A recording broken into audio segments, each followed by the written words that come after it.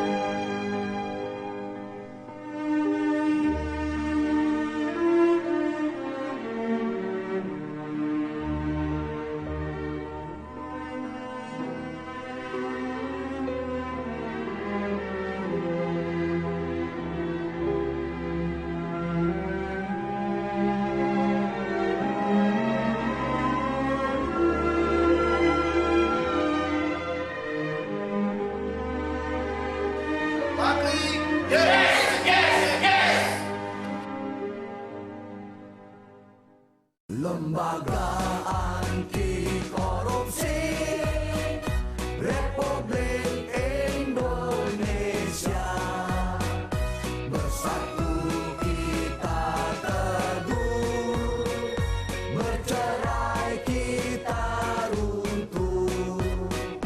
Lembaga anti korupsi Republik Indonesia siap menjalankan bela negara. Yuk kita berjanji satukan visi. Yuk kita berjanji memberantas korupsi. Yuk kita berjanji jangan mengkhianati. Yuk kita berjanji menjaga NKRI. Hidup negeri!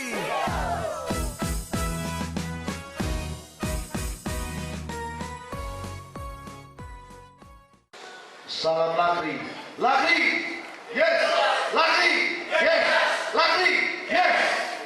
Saudara-saudara yang terkasih, keluarga besar Lembaga Anti Korupsi Republik Indonesia, yang terhormat para undangan, para hadirin yang sudah menghadiri malam temukan juga diskusi nasional Lembaga Anti Korupsi Republik Indonesia. Saya sangat bersyukur kehadiran saudara-saudara di tempat ini menjadi satu tolak ukur kami sebagai sebuah lembaga di mana kami hadir di Republik ini. Ada banyak perjuangan nantinya ke depannya harus kami lalui. Tetapi sebelum dari itu, saya ingin mengulas balik sejarah tentang berdirinya LAKRI sebelum kita lanjut ke acara yang lain-lain. LAKRI berdiri tahun 2010. Eksis berjalan tahun 2011, 12 dan sampai saat ini. Pembentukan Lembaga Anti Korupsi Republik Indonesia sendiri mengalami berapa kali pergantian kepengurusan yang ada.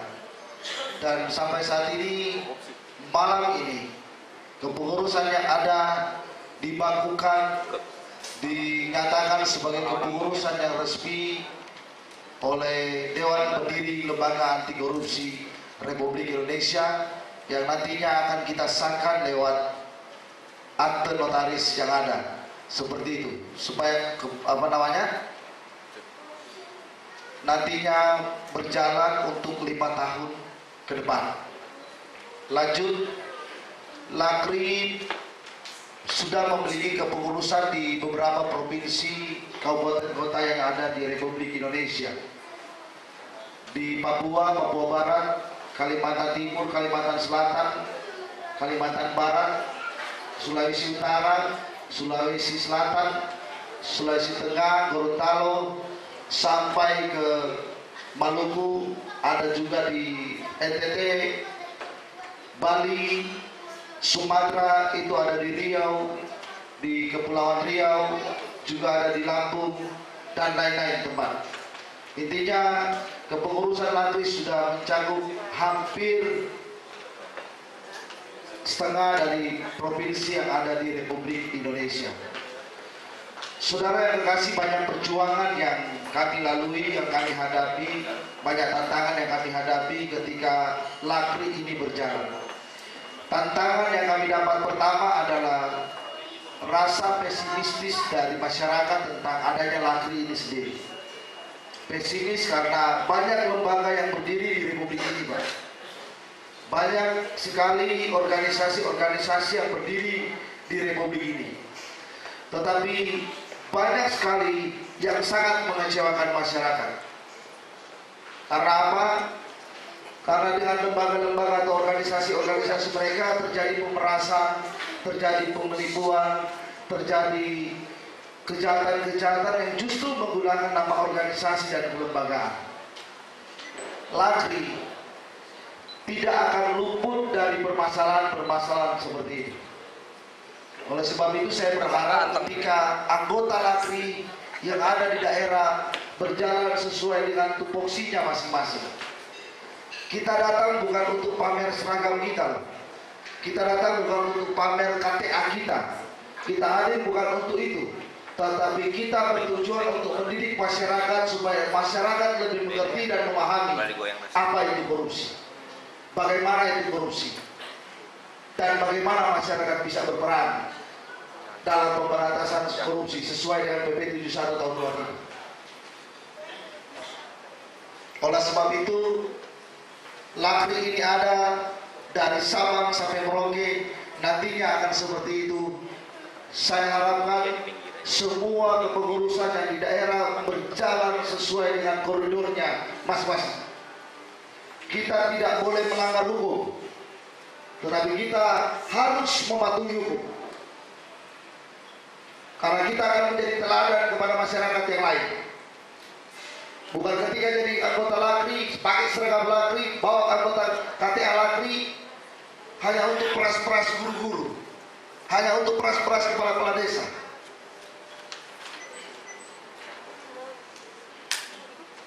Kita mau luruskan jalan, bukan kasih bengkok jalan. Permasalahan korupsi di Republik ini sudah sangat luar biasa menyakitkan hati masyarakat.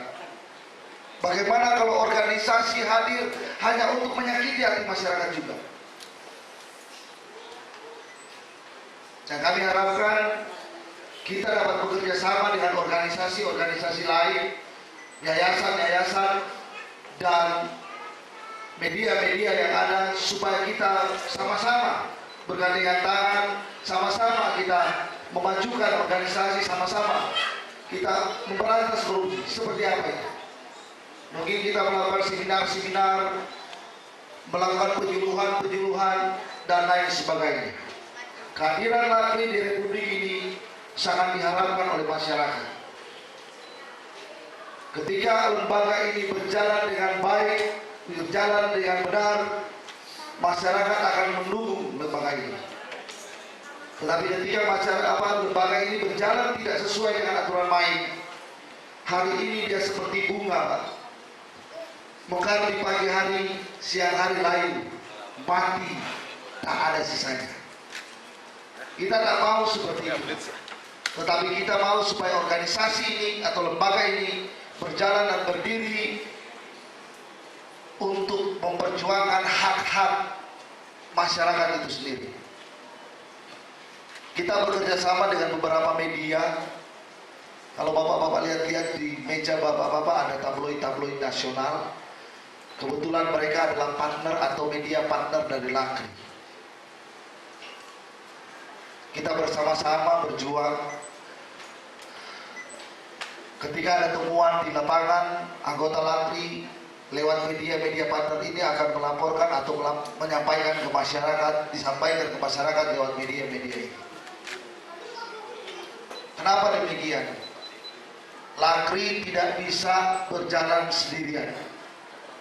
LAKRI harus bergandengan tangan dengan organisasi atau media pers yang ada supaya benar-benar bisa sampai kepada telinga masyarakat.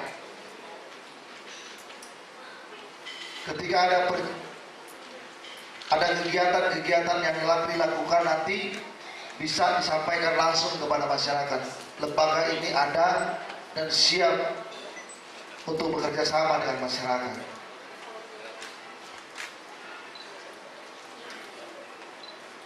Saudara, LAKRI ketika berjalan dalam beberapa tahun belakangan ini, ada beberapa kasus yang diangkat oleh LAKRI. Yang paling besar itu kasus Depok. Kasus Depok itu adalah indikasi tindak pidana korupsi tentang pelelangan di Balai Kota Depok. Ya Pak Sekjen. Balai 2 Kota Depok. Kebetulan LAKRI memimpin 11 organisasi LSM, 11 marga di bawah pimpinan LAKRI. Mereka melakukan upaya hukum dan sampai saat ini masih berjalan di Mabes Polri karena indikasi korupsi tersebut. Tetapi yang saya syukur di sini pembangunan itu berhenti karena LAKRI, karena ada indikasi korupsinya. Nah, pada saat itu berjalan, itu ada kerjasama dengan media-media yang ada. Kegiatan LAKRI diliput oleh media-media nasional seperti televisi dan media koran atau tabloid. Lalu disebarluaskan kepada masyarakat. Seperti itu. Kami juga melakukan berbagai macam kegiatan sosialisasi ke masyarakat, seperti seminar-seminar terbuka yang akhirnya dapat menjangkau beberapa daerah sampai ke Papua dan juga ke NTT. Waktu itu saya turun sampai di NTT itu di daerah Labuan Bajo. Dari Labuan Bajo kami naik mobil ke Maumere. Itu 8 jam perjalanan lewat gunung, Pak. Malah jam 2 siang jalannya nggak kelihatan. Mau tembus sampai ke Maumere susah. Tetapi karena itu perjuangan, ketika saya tiba di sana ada 3 bupati, ada 3 kapolres, ada 3 dandim, ada 1 sekda provinsi menghadiri acara saya. Luar biasa. Saya tanya, Bapak bisa tahu ada racun tikus KPK? Gimana? Dia memperlihatkan sebuah selembaran yang gambarnya ada tikus di perangkap. Kena perangkap tikus ya. Itu judulnya di atas KPK berantas korupsi. Dia cuma tahu judul KPK dan dia cuma lihat gambar tikus. Dia pikir itu racun tikus. Karena apa? Dia nggak tahu baca. Lalu saya tanya, itu salah siapa? Ketika ada masyarakat yang bertanya seperti itu, saya kembalikan ke forum ini, itu salah siapa?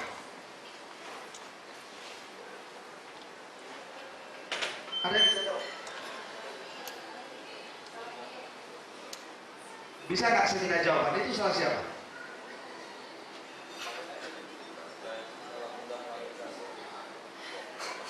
Ada yang bisa jawab nggak? Salah Pak Iskandar katanya. Itu salah siapa? Salah pemerintah? Yang jawab salah. Ya salah kita, Pak. Benar nggak? Salah orang yang sekolah, salah mereka yang sudah mengerti. Saudara mengerti nggak tentang korupsi? Paham kan? Kalau masyarakat desa nggak ngerti, salah siapa? Salah kita. Kenapa kita nggak kasih tahu? Jangan tunggu pemerintah bergerak kasih tahu ke masyarakat. Kita yang sudah tahu kasih tahu ke masyarakat. Kalau kita tunggu pemerintah kasih tahu, nggak pernah bakalan sampai. Setiap perundang-undangan yang dibuat, setiap peraturan pemerintah yang dibuat, tidak ada sosialisasi ke masyarakat. Mereka pikir dengan penyampaian lewat media massa, dengan penyampaian lewat televisi, sudah berikan pengertian kepada masyarakat. Bukan caranya seperti itu. Mereka nggak paham bahwa di desa-desa itu masih sebagian besar masyarakat yang ada di perkampungan sana tidak tahu baca tulis, nggak ngerti bahasa Indonesia. Makanya dengan adanya LAKRI ini kami akan turun langsung ke lapangan. Pembentukan di daerah akan dibentuk sampai ke pelosok-pelosok negeri ini. LAKRI akan mendidik orang-orang yang ada di desa-desa terpencil untuk lebih memahami dan mengerti tentang hukum, mengerti tentang pemberantasan korupsi, mengerti apa itu korupsi, dan bagaimana bisa mereka berperan serta dalam pemberantasan korupsi itu sendiri. Ketika saya bertanya, saudara anggota LAKRI sanggup melakukan hal itu? Sanggup nggak? Sanggup.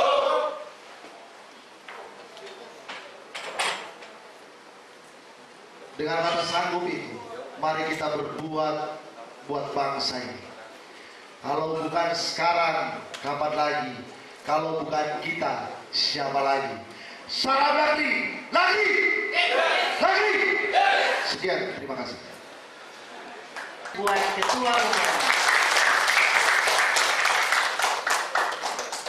Berikut di sini ada Bapak Umbu sebagai sesepuh kita, sebagai pendiri, kami mengundang untuk memberikan sepatah dua kata. Kami persilakan.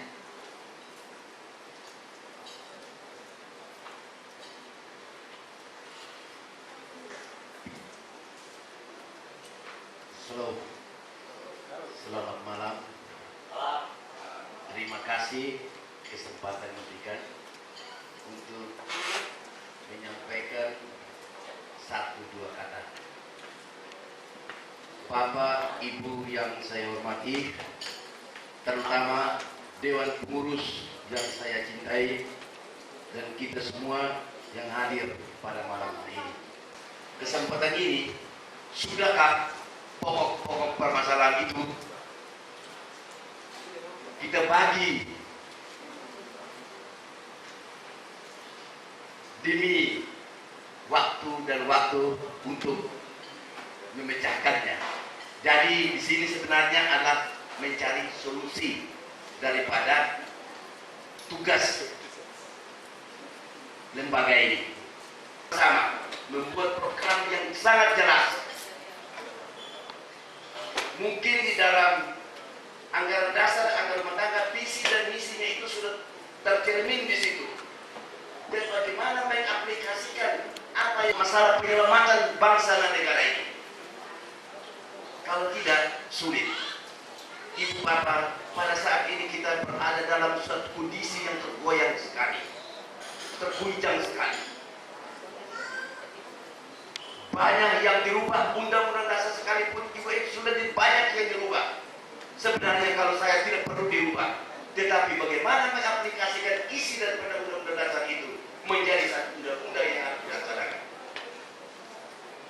Itu yang paling penting, karena masalah kondisi masyarakat, masalah reformasi, dan reformasi sekarang kalau kita sudah lihat sudah tidak ada lagi. Akan orang sudah terjebak pada kata korupsi. Benarkah korupsi itu? Benarkah orang-orang yang korupsi itu? Atau kita sendiri yang ngomong kita pernah korupsi? Nah, ini yang harus kita pahami. Karena itu lembaga anti korupsi di Indonesia sebagai lembaga kemasyarakatan yang menjadi partisipasi daripada masyarakat itu sendiri. Marilah kita berkoordinasi semua institusi antara semua yang duduk di dalam kepengurusan itu sendiri dengan semua lambang yang ada di dalam dirinya sendiri. Karena lambang atribut adalah harus berdasarkan dengan undang-undang. Dan kita sudah tercatat di Departemen Dalam Negeri dalam hal ini di Banmas, ya, kita sudah terdaftar di situ. Tapi kalau kita daftar itu, inilah kelemahan pemerintah sendiri. Tidak betul-betul meneliti estimasi bagaimana penggunaan atribut tersebut. Ada yang mirip dan tidak mirip. Secara kebangsaan di dalam undang-undang tercermin bahwa itu memerlukan undang-undang yang sangat mendasar kita miliki, dan itu tidak melunturkan wibawa kita sebagai organisasi kemasyarakatan dan wibawa kita sebagai penyelenggara pemerintahan. Ini harus kita pahami. Nah, karena itu pada malam hari ini barangkali semua atribut ini boleh kita pakai dengan baik. Tetapi itu merupakan satu seni. Seorang pelukis hanya tidak membutuhkan satu warna. Sebagai kita mengidentifikasi permasalahan, kita pecahkan masalah, kita lakukan ke instansi-instansi yang bersangkutan, baik di KPK, kepolisian, kejaksaan, dan itu semua yang berkaitan. Bapak Ibu yang hormat, sekali lagi saya katakan bahwa lembaga anti korupsi ini adalah lembaga yang definitif, adalah lembaga yang sangat bagus. Dari kalau kita bandingkan dengan KPK, ya berbeda. Nah, jadi KPK ini sebenarnya hanya satu lembaga yang sifatnya sementara, ad hoc. Dan di sini ada kekeliruan pemerintah. Dia dibikin lembaga apa ini, komisi polisi, komisi kejaksaan. Ini tidak perlu sebenarnya semua ini. Kalau kita manfaatkan ini struktur kenegaraan dalam penyelenggaraan pemerintahan dan kenegaraan. Sudah ada polisi, itu struktur negara. Sudah ada kejaksaan, itu struktur negara. Ada kehakiman yang terkenal di dalam trias politika, yudikatif, eksekutif, legislatif. Ini sudah ada sebenarnya, tidak perlu ini komisi-komisi sebenarnya. Ya, ini membangun lembaga, Pak. Kalau kita tidak ada apa, jangan harap, Pak. Terus terang aja. Tidak ini bisa baik, susah. Nanti kita dikatakan lagi korupsi karena kita membutuhkan dana untuk kelancaran daripada lembaga ini. Dan saya angkat jempol sebenarnya. Malam hari ini bisa terjadi. Saya kagum-kagum dan juga saya kaget-kaget. Saya terus terang, saya kagum dan saya kaget. Bisa ya, bisa. Inilah, teruskan ini, lanjutkan ini. Salah satu saat lembaga anti korupsi Republik Indonesia akan menjadi satu lembaga yang sungguh-sungguh menjadi milik masyarakat itu. Kalau sudah menjadi milik masyarakat, berarti korupsi tidak ada lagi di dalam masyarakat itu sendiri. Aku bernyanyi lagu untukmu, para pejabat di negeri ini. Janganlah kau sampai korupsi, nanti bisa kau masuk ke bui. Marilah kita bernyanyi, nyanyian anti korupsi. Berantaslah kemiskinan, hapuskanlah pengangguran. Yeay. Marilah kita berjanji membangun negeri sendiri. Janganlah korupsi lagi. Kasihan rakyat bisa mati berdiri. Ampun ya Allah, Ampun ya Allah, ampun ya Allah. Ampun ya Allah, ampun ya Allah. Ampun ya Allah, ampun ya Allah. Ampun ya Allah, ampun ya Allah. Hey!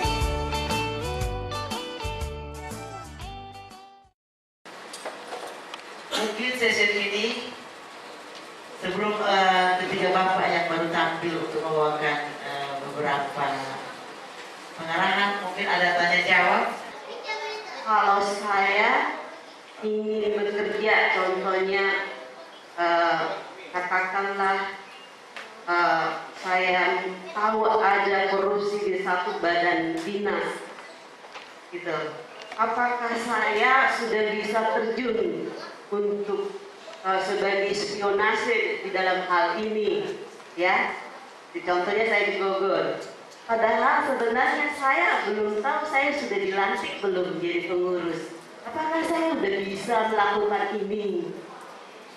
Saya kan belum dilantik, SK belum keluar. Apakah saya sudah bisa bekerja, melakukan tugas yang sangat besar ini? Pertanyaan saya, apakah seluruh di Indonesia sudah keluar SK supaya kita bisa bekerja? Lakri dinotariskan di akte notaris, saat itulah Lakri sah berdiri, Bu. Itu yang pertama. Mengenai keabsahan berlangka itu, pimpinan nasional Lakri yang berjalan awal sebelum terjadinya kegiatan nasional berupa Kongres Lakri, Ibu sudah punya SK 2012 tertanggal 10 Oktober sebagai salah satu direktur di dalam lembaga anti korupsi Republik Indonesia. Dan ketika ada temuan di lapangan, kita berhak untuk bertanya kepada kepala dinas pelanggaran apa yang terjadi dari temuan-temuan itu. Apalagi nanti sudah sampai kepada Menteri Hukum dan HAM, sampai kepada Mendagri, Dirjen Kesbangpol Mendagri. Saya nyatakan kepada beliau, kami menyerahkan berkas Lakri dan tolong sampaikan kepada Kesbangpol di provinsi, kabupaten, kota yang ada untuk membantu proses pelaksanaan pembentukan di daerah. Dan hari itu juga dia menyatakan, besok saya kirim radiogram ke semua Kesbangpol yang ada di provinsi, kabupaten, kota. Itu pernyataan beliau. Dan pembuktiannya adalah ketika SKT berapa kabupaten kota itu hanya urusannya cuma 1 minggu, proses itu selesai dan mereka sudah keluar SKT Kesbangpol. Di sini ada dari kabupaten, ada dari provinsi Kalimantan Timur yang hadir dalam kepengurusan, ada dari Kota Bogor, ada dari Jawa Barat dan lain-lain.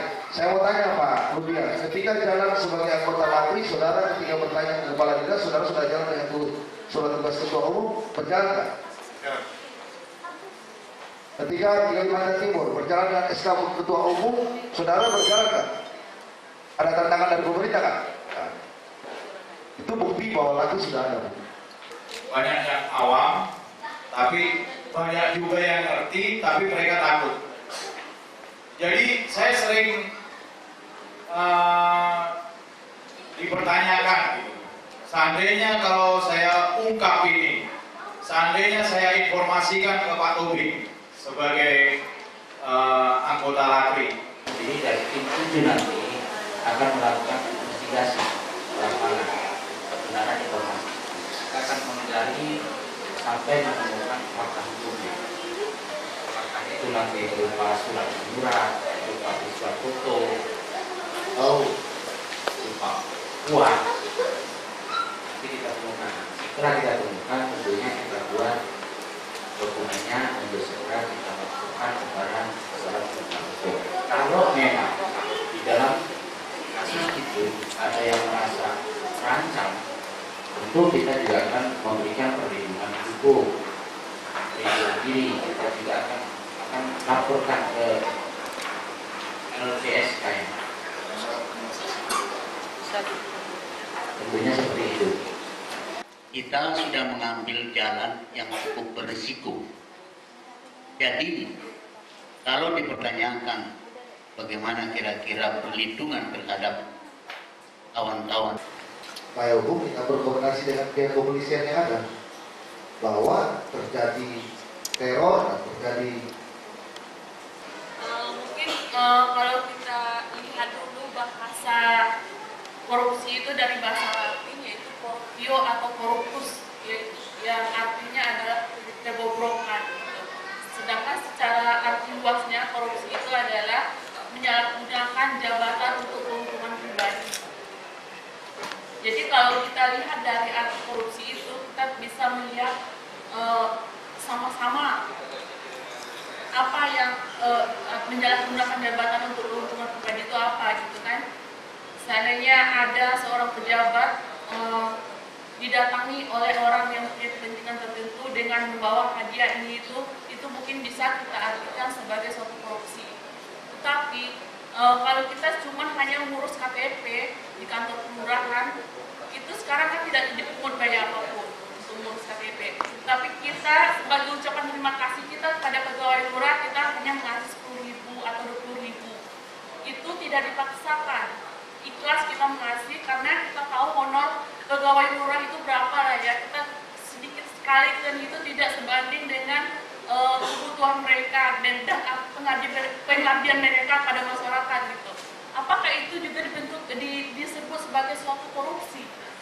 Untuk masalah pertama tadi tentang ada pemberian yang notabene ketika mengambil KTP dengan sukarela memberikan suap 10.000 atau 20.000 atau berapa saja, ketika itu terjadi itu adalah pungutan liar, itu adalah suap masyarakat terhadap pemerintah dan itu tidak diwajibkan dan tidak ada aturan undang-undang yang mengatur hal itu termasuk tindak pidana. Ketika saya berada di Manado kemarin, ada satu kelurahan di daerah Pineleng, anggota kami memfoto ada satu kotak sumbangan sukarela dan di foto itu dibawa. Dan saya memerintahkan untuk membuat surat laporan resmi ke Polda dan Polda melakukan tindakan hukum langsung menahan lurahnya sekalian ditahan karena melakukan pungli terhadap masyarakat. Itu tidak pidana. Tidak ada aturan main ketika pembuatan KTP masyarakat harus memberikan Rp1 bagi 11 atau bagi 100 untuk pengambilan KTP. Tidak ada. Itu pembodohan. Ketika kita melakukan hal itu, kita membiasakan diri untuk memberikan bukti kepada pemerintah. Ya kan, itu pembiaran namanya. Itu kita membiasakan masyarakat untuk ketika mengurus sesuatu harus bayar sekian, harus siapkan uang sekian. Kalau masyarakat tidak punya 10.000, kira-kira gimana Bu? Ketika kita menerima sesuatu dalam bentuk apapun itu bentuk gratifikasi dan itu tidak pidana korupsi. Sekecil apapun nilainya, itu gratifikasi namanya. Ya, bisa paham. Kedua, mengenai LAKRI dan KPK. LAKRI bukan KPK, KPK bukan LAKRI. Perbedaannya sangat menjawab. LAKRI ada dari Sabang sampai Merauke, KPK cuma ada di Jakarta. Dan kedua, KPK Komisi Pemberantasan Korupsi bagian dia untuk menangkapi orang. LAKRI nggak punya hak untuk menangkap orang. Ada salah satu jembatan longsor, terus kemudian ada bantuan dari pemerintah. Untuk proyeknya dialihkan ke pihak 3. Ya, ada kontraktor borongnya. Kemudian tidak berjalan setelah dana dibocorkan. Selanjutnya masyarakat komplain yang sudah jadi mobil dia cairkan mobilnya, ya kan, dan sebagainya. Ya kita proses, yang akhirnya itu terbentuk realisasi jalan itu. Pada waktu awal sebelum uang itu dikembalikan, dia sudah diproses oleh aparat penegak hukum, walaupun dikembalikan karena ketahuan baru dikembalikan. Di situ ada tindak pidana korupsi. Itu kena pidana, tetapi karena belum ada laporan ke aparat hukum, mereka sudah mengembalikan, sudah merealisasikan anggaran itu sesuai dengan aturan pengadaan barang jasa, baik PPS 54 maupun PPS 10 yang dikenakan sanksi etis dan akibat selama 2 tahun. Karena di sini sebagian besar teman-teman juga ada yang dari media, wartawan, tidak ada salahnya ke depan antara LAKRI dengan wartawan dan media yang ada untuk saling bekerja sama dalam melakukan hal tersebut. Artinya, semua yang ada dari LAKRI bisa dikolaborasikan dalam bentuk pemerintahan oleh teman-teman pers yang saya pikir beberapa pers dari itu akan cukup efektif dan efisien menurut saya. Jadi ada perlu semacam kerjasama khusus barangkali dengan kawan-kawan dari media. Yang kedua, dan dari Pak Kobi, ini untuk saya dulu Pak. Masalah barisan sakit hati yang kemungkinan meminta semacam imbalan. Win-win solution. Justru menurut hemat saya, disinilah diuji komitmen teman-teman di LAKRI supaya dia bisa menyerahkan data itu dengan sukarela dengan pengertian bahwa korupsi ini adalah musuh bersama. Jadi jangan dijadikan objek atau jadi markus lagi, malah kasus kan. Jadi kira-kira seperti itu. Ini tugas berat memang, karena saya juga tahu masalah investigasi tidak ringan dan penuh dengan risiko. LPG-nya, kalau seandainya bisa, kita minta. Kalau seandainya tidak diberikan, apa langkah LAKRI ke depannya? Setiap masyarakat berhak meminta laporan pertanggungjawaban dari pemerintahan ketika ada pengadaan. Adu argumennya adalah ketika saya menunjukkan saya punya suatu tugas lembaga anti korupsi Republik Indonesia dan saya adalah masyarakat Kota Bogor atau Kabupaten Bogor, saya berhak meminta hal itu. Kalau tidak dilakukan, proses hukum. Kalau kami, iya. Kita minta surat pernyataan. Kita minta surat pernyataan kalau dia tidak mau memberikan itu, kita minta surat pernyataan. Oke, siap. Seperti itu. Katakanlah kita berperan menggagalkan korupsi hanya katakanlah dan mudah. Apalagi capek kita itu. Kalau sebagai itu melalui forum ini saya ajak kita bersama-sama berpikiran lebih besar. Itulah bahwa penarti pemerhati punya daya, punya kemampuan, punya kekuatan untuk menggagal korupsi yang besar. Nah di sini artinya kita perlu, ya ini juga sebagai masukan dan intervensi bagi kita, bahwa kita perlu mempersiapkan diri. Mempersiapkan diri itu di samping pengetahuan, keberanian dan seterusnya.